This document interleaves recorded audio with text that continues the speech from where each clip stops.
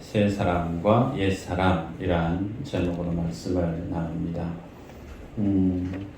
시간이 좀 지났지만 우리들은 지난번에 앞절에 있었던 내용들을 들었습니다.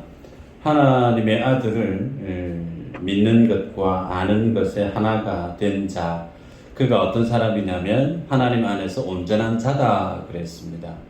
그래서 하나님을 믿고 그 하나님의 아들을 아는 자는 온전한 자가 되어져서 결국은 그리스도의 장성한 분량에 이르는 소위 자라나고 성장하는 성도다라고 말씀을 했어요.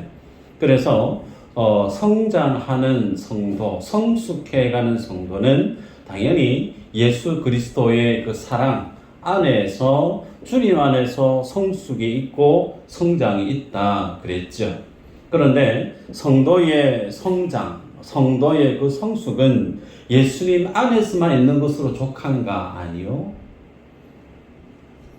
예수님 안에 있는 것과 동시에 성도된 소위 모든 교회 안에 있는 성도들이 예수 그리스도를 머리로 하고 그 모든 성도들이 제각각 예수 그리스도의 몸된 지체로 마치 교회는 한 몸과 같다고 그랬죠. 그래서 각 지체, 성도들의 도움을 통해서 어떻게 해요? 우리들은 하나님 안에서 성숙해가고 성장한다고 그랬습니다. 그래서 기억하시기를 나의 믿음이 자라고 내 안에 성령의 열매가 주렁주렁 맺히기 위해서는 두 가지를 기억하셔야 돼요. 하나는 내가 정말 예수님의 그 사랑 안에 깨어 있어야 되는 거 한 가지. 또 하나는 내가 곁에 있는 믿음의 지체 간의 그 관계가 정말 형통해야 돼요. 저 사람은 내가 좋아하는 사람, 저 사람은 내가 별로 안 좋아하는 사람.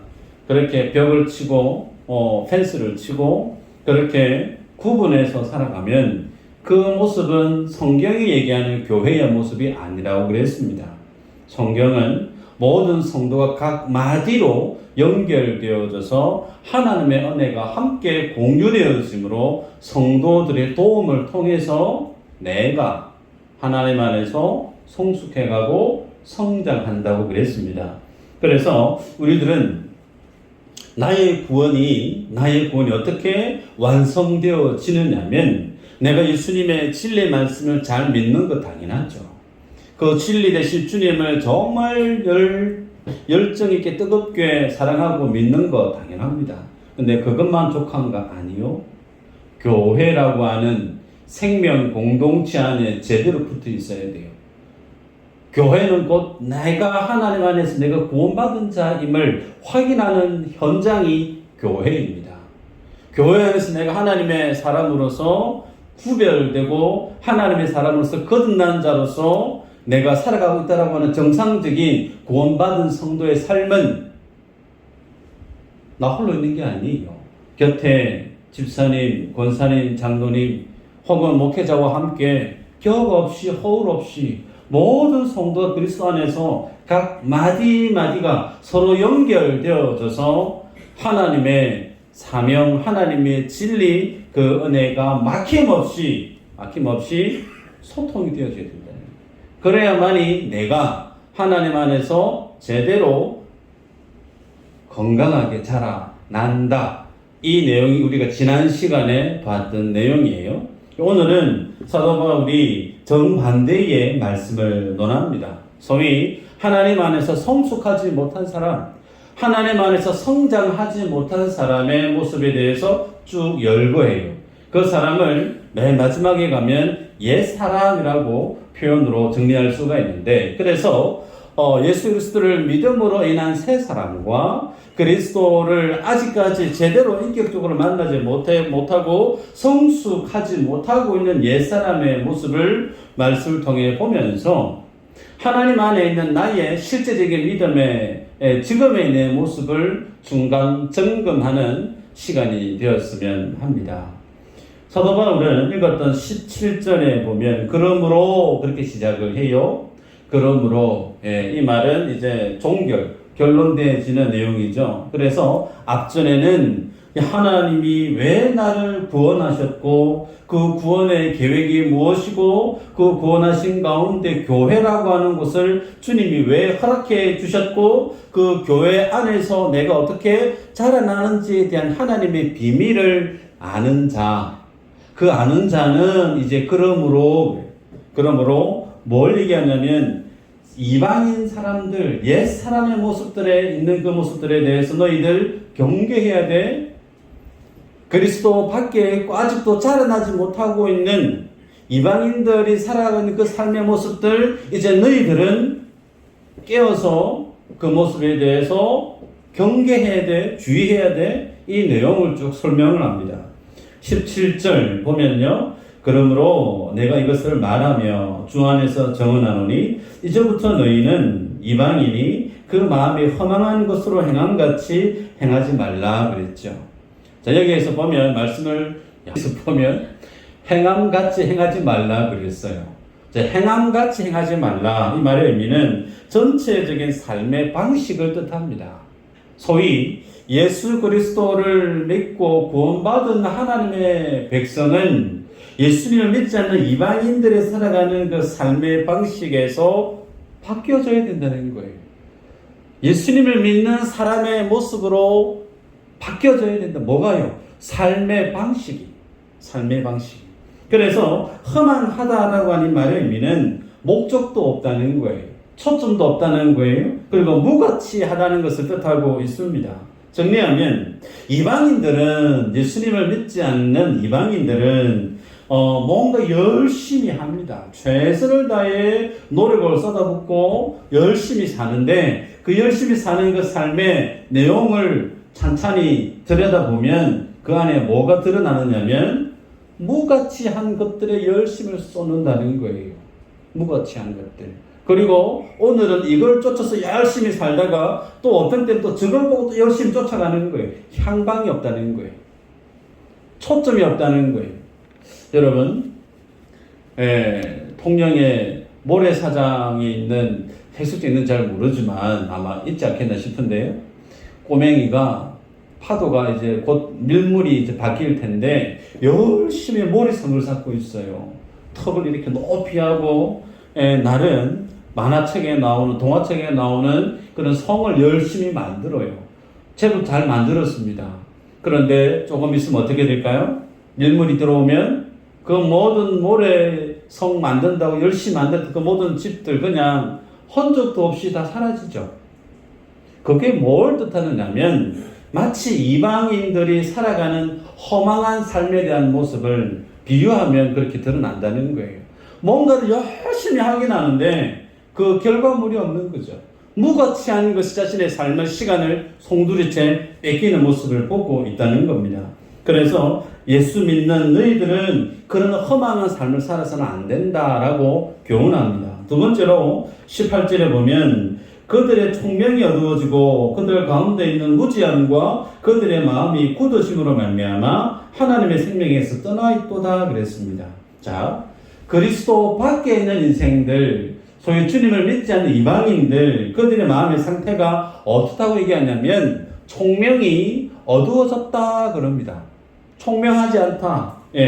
로마서 1장 21절 22절 PPT가 있는데 보면 하나님을 알되 하나님을 영화롭게도 아니하며 감사하지도 아니하고 오히려 그 생각이 허망하여지며 미련한 마음이 어두워졌나니 스스로 지혜 있다 하나 어리석게 되어 라고 그랬어요. 세상 사람들이 자기는 스스로 똑똑하답니다. 세상 사람들은 자기만큼 똑똑한 사람 없다고 자기 스스로의 자기의 지혜를 자랑을 해요. 그런데 하나님은 어떻게 그 사람들에 대해서 정의하느냐면 하나님을 영화롭기도 하지 않고 그 하나님의 행하신 일에 대해서 감사하지도 않는 그들에 대해서 참으로 어리석다라고 주님이 예수님 밖에 있는 인생들의 소위 지혜롭고 하는 것들에 대해서 주님이 지적하십니다. 여러분, 제가 중국에서 사역했을 때 탈북했던 어느 한 자매분이 있어요. 그래서 그분과 성경 공부를 하고 그분이 예수님을 믿게 되어졌습니다.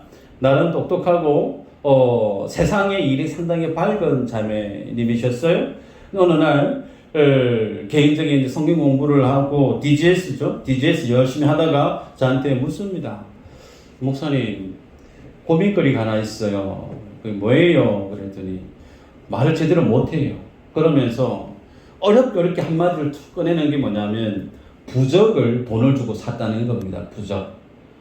돈 주고 사신 분이 있는지 모르겠지만 빨간 줄로 이렇게 걸치도 아니고 그림도 아닌 그 부적을 샀는데 그게 부적이 한 70만 원이 넘는 거라고 저는 기억을 해요.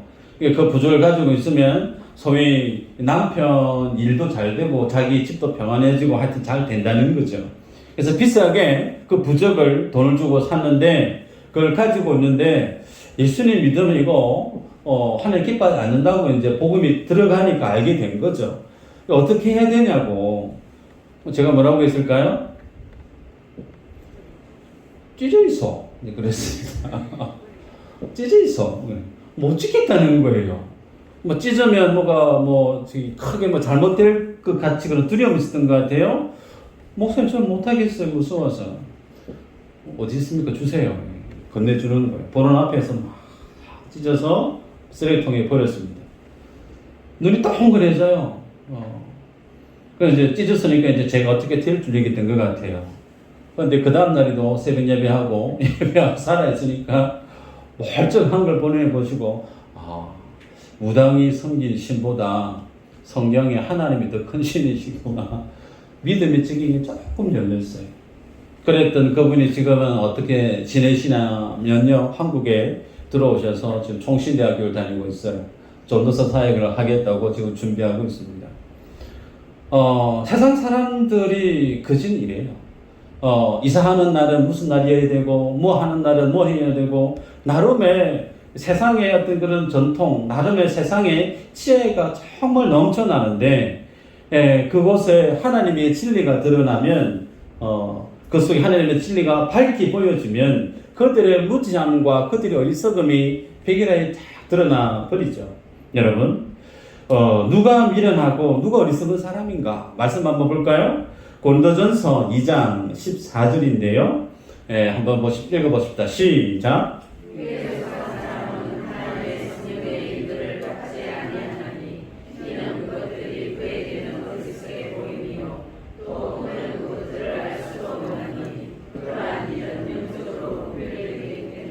아멘.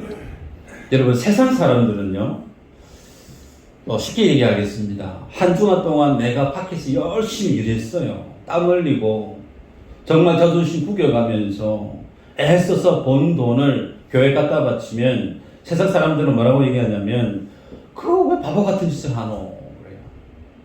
그 열심히 번 돈을 왜 그 교회 갖다 바치노? 그렇게 이해 못할 얘기들을 합니다. 밟아보지도 않은 땅이 있어요. 얼굴색도 전혀 다른 흑인 있고 백인 있고 다양하겠지만 그런 선교지에 내 지갑을 열고 내 적금을 깨고 내 시간을 투자해서 그들에게 선물을 주고 그들의 어떤 구호품을 전달해주고 복음을 전하기 위해서 나의 휴가에 그 금쪽 같은 시간을 복음 전하는 단기 선교에 쏟아붓는 그 모든 믿는 성도의 복음 전하는 그 일에 대해서 예수 믿지 않는 사람들은 뭐라고 생각하냐면 저 와저리 사노? 와저리 사노? 바보스럽게. 누가 알아주나? 누가 알아줄까요? 하나님이 알아주세요. 예수님 밖에 있는 인생은 왜 성도가 자기의 지갑을 깨고 자기의 시간을 쏟아부어서 다른 사람을 위해서 자기 자신을 손해를 보고 다른 사람을 위해서 희생을 하는 그 삶의 의미를 몰라요. 그러나 그리스도 안에 있는 성도는 그것이 곧 하나님이 가장 기뻐하는 일임을 알기 때문에 그 일을 인하여서 자기 속에 기쁨이 넘쳐나는 줄 믿습니다. 여러분, 사도 바울은 이 십자가의 도를 지금 말씀하고 있어요. 여러분, 우리는 예수님을 믿는 하나님의 자녀들이에요. 우리에게는 내 마음대로 살 수 있는 자유가 이미 박탈되고 없습니다. 우리들은 하나님이 정해놓으신 그 구원의 길에서, 그 구원의 여정에서 벗어날 수 있는 자유 선택권이 이제는 없어요. 우리 모두는 무엇을 향해 걸어가고 있느냐면 십자가의 그 도를 쫓아 걸어가고 있는 하나님의 사람이에요. 그 십자가의 도는 나를 위해 사는 데 있지 않습니다. 십자가의 도는 죽어 마땅한 원수들을 살리기 위해서 자신의 삶을 죽음에 내어놓는 철저히 자기 부인의 삶으로 그리스도를 쫓아 살아가는 그들이 소위 예수 그리스도를 알고 주님을 믿는 하나님의 자녀들이 세상에서 걸어가는 인생의 모습이죠.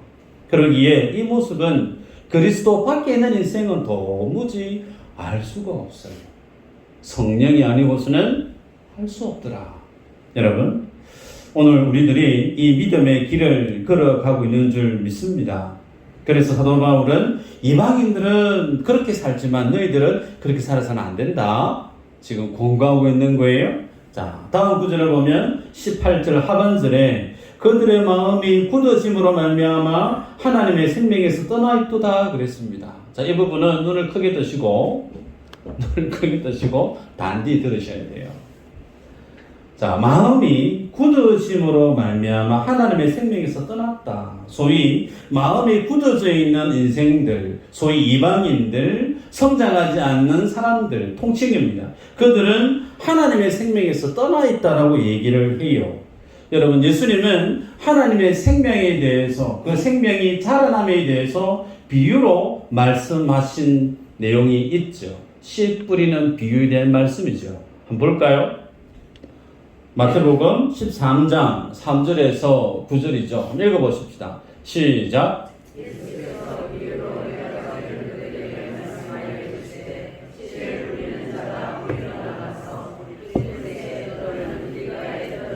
새들이 와서 먹어버렸고 들어는 흙이 얕은 돌밭에 떨어지매 흙이 깊지 아니하므로 곧 싹이 나오나 해가 돋은 후에 다시 뿌리가 없으므로 말랐고 들어는 가시떨기 위에 떨어지매 가시가 자라서 기운을 막았고 들어는 좋은 땅에 떨어지매 어떤 것은 100배, 어떤 것은 60배, 어떤 것은 30배의 결실을 하였느니라. 귀에 있는 자는 들으라 하시니라. 아멘. 지금 주님은 씨 뿌리는 비유의 말씀을 하시면서 그 씨가 떨어지는 종류의 밭이 몇 개요? 4종류의 밭이 등장하고 있어요. 길가, 돌짝밭, 가시떨기밭, 우리가 잘 아는 옥토밭. 자, 여기에 대해서 주님이 해석을 하시죠. 해석에 대한 말씀 한번 볼까요? 19절에서 23절까지. 네. 다음 PPT 한번 보십시다. 시작.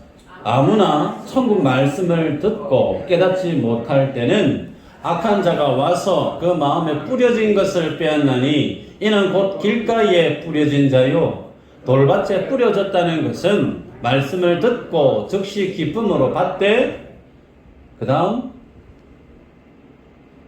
21절 시작. 그 속에 뿌리가 없어 잠시 견디다가 말씀으로 말미암아 환난이나 박해가 일어날 때에는 곧 넘어지는 자요 가시떨기에 뿌려졌다는 것은 말씀을 들으나 세상의 염려와 재물의 유혹에 말씀이 막혀 결실하지 못하는 자요 좋은 땅에 뿌려졌다는 것은 말씀을 듣고 깨닫는 자니 결실하여 어떤 것은 100배, 어떤 것은 60배, 어떤 것은 30배가 되느니라 하시더라.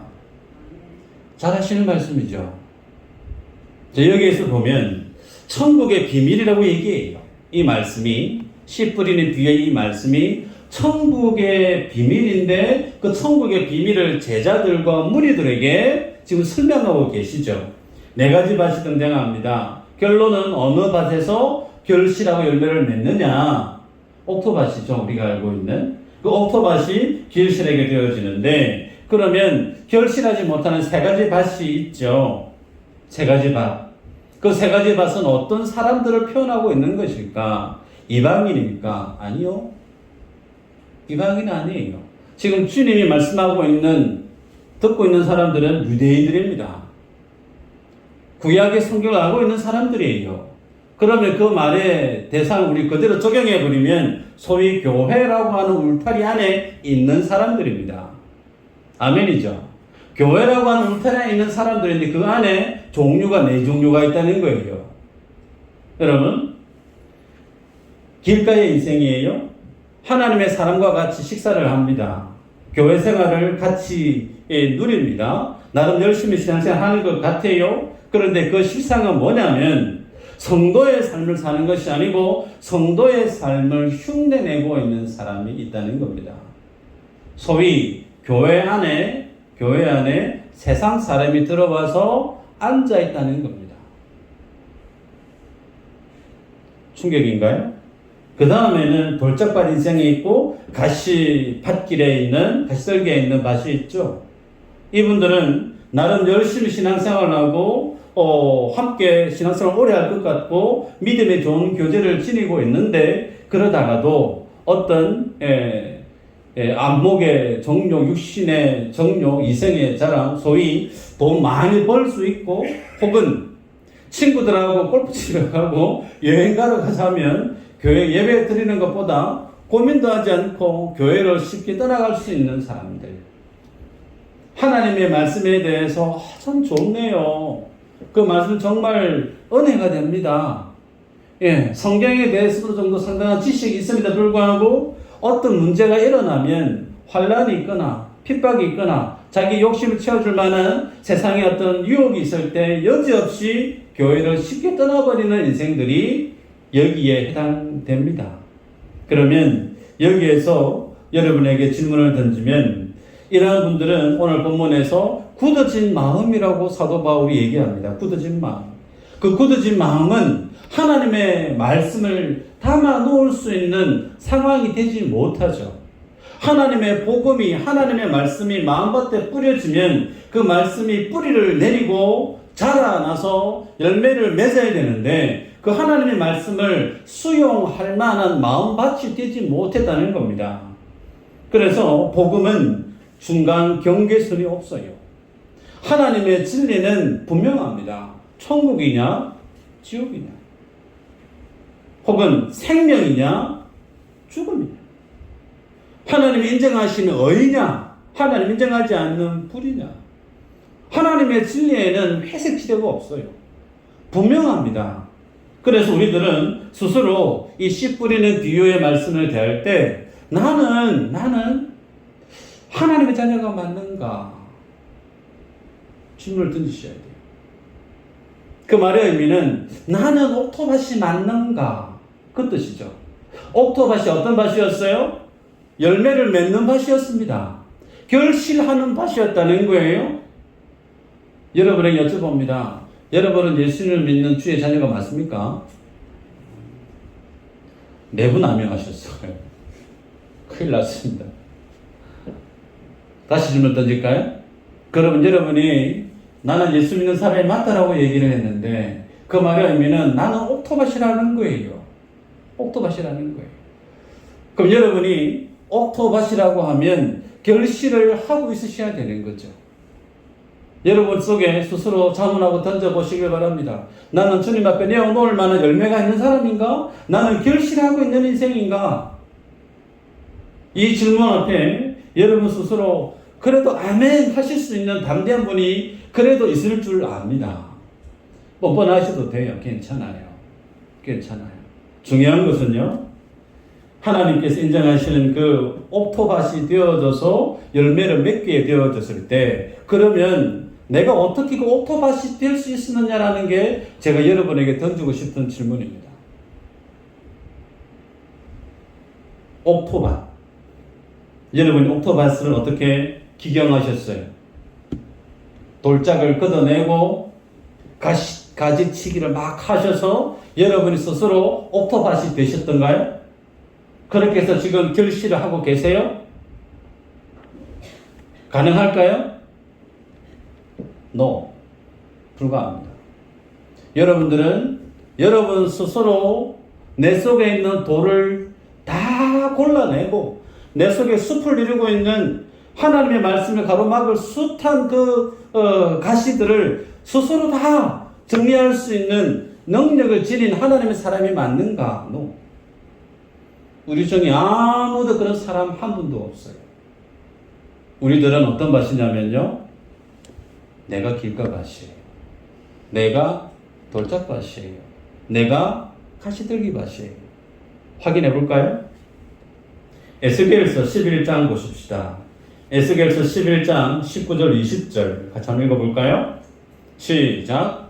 내가 그들에게 한 마음을 주고 그 속에 새 영을 주며 그 몸에서 돌아가는 마음을 제거하고 살처럼 부드러운 마음을 주고 내 윤례를 따르며 내 길을 지켜 행하게 하리니 그들은 내 백성이고 나는 그들의 하나님이니. 아멘. 여기에 내가 그들에게 한 마음을 주고 그 속에 새 영을 주며 그 몸에서 돌 같은 마음을 제거하고, 누가 제거한다고요? 하나님이 내 속에 돌 같은 걸 정리한대요. 또 볼까요? 에스겔서 36장 26, 27절 보십시다. 읽어보십시다. 시작. 새 영을 너희에게 주고 새 마음을 너희에게 주되 너희 육신에서 그 마음을 제거하고 부드러운 마음을 줄 것이며 또 내 영을 너희 속에 두어 너희로 내 윤례를 행하게 하리니 너희가 내 윤례를 지켜 행하시리라. 아멘. 여기에도 굳은 마음을 누가 제거한다고요? 하나님.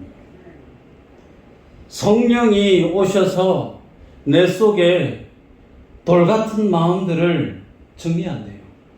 딱딱하게 굳어있는 길가 같은 내 마음을 주님이 갈아엎는다는 거예요. 결국은 옥토밭은 이 세상에 있다 없다? 없습니다.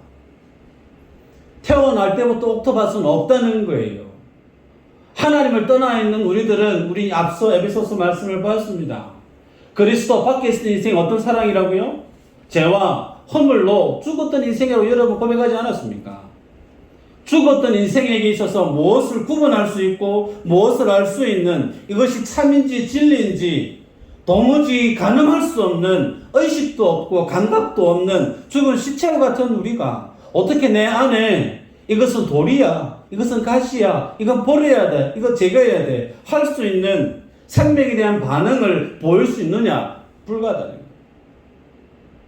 그래서 주님이 새 영을 우리에게 허락해 주셔서 주 성령이 우리 안에 오실 때 비로소 우리 안에 하나님이 기경해내는 거예요. 성령 우리 안에 오셔서 내 속에 돌이 뭔지를 깨닫게 합니다. 내 속에 오셔서 가시가 뭔지를 알게 하세요. 성령이 친히 가시 같고 돌짝 같고 그냥 딱딱한 길가 같은 그 모든 씨앗이 생명이 움틀 수 없는 것들을 주님이 갈아엎으십니다. 종국에는요, 누가 결실하느냐? 씨 뿌리는 자가 결실하게 합니다. 씨가 뭐예요? 하나님의 말씀이죠. 그 말씀의 주인 되신 하나님이, 주님이 말씀의 씨앗을 뿌릴 때 돌짝 같은 내 인생이라 할지라도 주님이 구원하시기로 작정하셨다면 주님이 어떻게 해요? 옥토밭 만들어내십니다. 아멘인가요? 가시와 같은, 가시밖에 없고 도무지 품을 줄도 모르고 자기밖에 모르는 편협한 인생이라 할지라도 주 성령이 구원받아지고 그 영혼을 주님이 구원하시기로 작정한 영혼이면 주님이 그 모든 가시들 어떻게 해요? 다 쳐낸다는 거예요. 결국에는 그 구원의 결실에 대한 자랑을 누가 할 수 있느냐? 하나님만이 하실 수가 있어요. 우리들은 스스로 기억하실 때 내 안에 선한 의지가 있어서, 내 양심이 살아있어서, 내 인격이 그나마 괜찮아서 나는 스스로 돌 몇 개 주워내고, 나는 스스로 가시 몇 개 잘라내고, 그래서 내가 옥토밭이 돼야지 참 좋은 마음일 수 있으나 내 상태가 여러분 그렇게 작지가 않아요. 저 수풀이 가득한 산에 있는 풀을 뽑으러 가면 얼마 며칠이 걸리겠습니까? 답이 없는 거예요. 그런 상태가 우리들입니다. 그런데 그 모든 것들을 주님이 하세요. 주님이 하세요. 그러기에 우리들이 기억하실 때 나는 옥토밭이 아니라 내가 돌짝밭이고 내가 가시밭이고 내가 길가밭인데 하나님이 성령으로 오셔서 나를 옥토밭으로 만드십니다. 새롭게 기경을 하신다는 거예요. 그래서 하나님의 말씀이 이해되게끔 하세요. 그래서 구원받은 하나님의 백성과 하나님 앞에 구원받지 못한 이방인의 가장 극명한 차이가 뭐냐면 하나님이 그 밭을 새롭게 기경을 한 옥토밭이 된 사람은 말씀 앞에 반응을 해요. 하나님의 진리 앞에 반응을 한다는 겁니다. 반면에 말씀을 모르는 이방인들은 말씀이 귀에 들려도 그 반응을 할 수가 없습니다. 왜요? 그 마음이 여전히 굳어 있기 때문에 이미 하나님이 그의 인생을 긍휼과 은혜로 덮어주시지 않았기 때문에 쉼없이 말씀이 귀에 들려도 그냥 반응이 없어요. 그들에 대한 증거가 뭐라고 드러나고 있느냐면 디모데후서 3장 1절에서 5절에 있는 말씀이죠. 한번 읽어볼까요? 디모데후서 3장 1절에서 5절 시작. 너는 이것을 알라. 말세에 고통하는 때가 이르러 사람들이 자기를 사랑하며 돈을 사랑하며 자랑하며 교만하며 비방하며 부모를 거역하며 감사하지 아니하며 거룩하지 아니하며 무죄하며 원통함을 풀지 아니하며 모함하며 절제하지 못하며 사나우며 상한 것을 좋아하지 아니하며 그 다음 4절 5절 배신하며 조급하며 자만하며 쾌락을 사랑하기를 하나님 사랑하는 것보다 더하며 경건의 모양을 있으나 경건의 능력은 부인하니 이 같은 자들에게서 내가 돌아서라. 여러분, 한 가지로 구분이 돼요. 예수 믿는 사람과 믿지 않는 사람의 딱 드러나는 한 가지. 예수 믿는 사람은 자기 자신을 사랑하지 않습니다. 누구를 사랑해요? 하나님을 사랑하고 이웃을 사랑해요. 자기를 싫어하는 뜻이 아닙니다. 자기를 부인한다는 거예요. 제가 물을 지금 마시고 있지만 제가 물을 마셔야 돼요. 그런데 옆에 목말라서 힘겨운 분이 있으면 내가 마시고 싶어도 그분에게 물을 양보하는 거죠. 자기 자신을 부인하는 거예요. 그런데 예수님을 만나지 못한 사람은 누구를 사랑하느냐면 자기 자신만 사랑합니다. 자기 자신만. 그래서 자기를 위해서 사는 인생이 되고 말죠. 그래서 자기를 위해 사는 사람의 죄악된 모습들이 방금 읽었던 1절부터 5절까지 쭉 연구되어지고 있죠. 그래서 이러한 어떤 자기를 사랑하는 사람의 중심으로 살아가는 인생들에 대해서 오늘 읽었던 19절에 이렇게 얘기를 합니다. 그들이 감각 없는 자가 되어 자신을 방탕에 방임하여 모든 더러운 것을 욕심으로 행하되 그랬습니다. 욕심으로 행하되 자신을 방탕에 방임해 버린다라고 얘기합니다. 그러기에 여러분 기억하십시다. 우리가 주님 앞에 예수님을 잘 믿는 하나님의 사람, 그 말의 의미는 이웃을 위해서 자기 부인의 삶을 열심히 사는 사람. 이게 소위 예수님을 믿고 그 믿음이 자라나고 있는 증거입니다. 여러분들이 자녀를 키울 때 특히 우리 여성분들 자식들을 위해서 새벽에 도시락을 싸는 거, 도시락 싸면서 이를 뿌듯뿌듯 갈면서 막 힘겨워 가지고 막 그렇게 도시락을 싸십니까? 그러지 않을 거예요. 내 자식이 먹을 밥이니까 고단은 해요. 피곤은 해요. 그래도 사랑하는 마음으로 식탁을 차리고 도시락을 싸지 않습니까? 여러분들이 몸된 교회 예배당을 건축하면서 힘에 넘치는 헌신을 하시고 주님 앞에 자신을 드려봤던 그 모습 쉽던가요? 쉽지 않습니다. 힘듭니다. 고단합니다. 그런데 뭐가 있죠? 그 속에 보람이 있어요. 그 속에 기쁨이 있어요.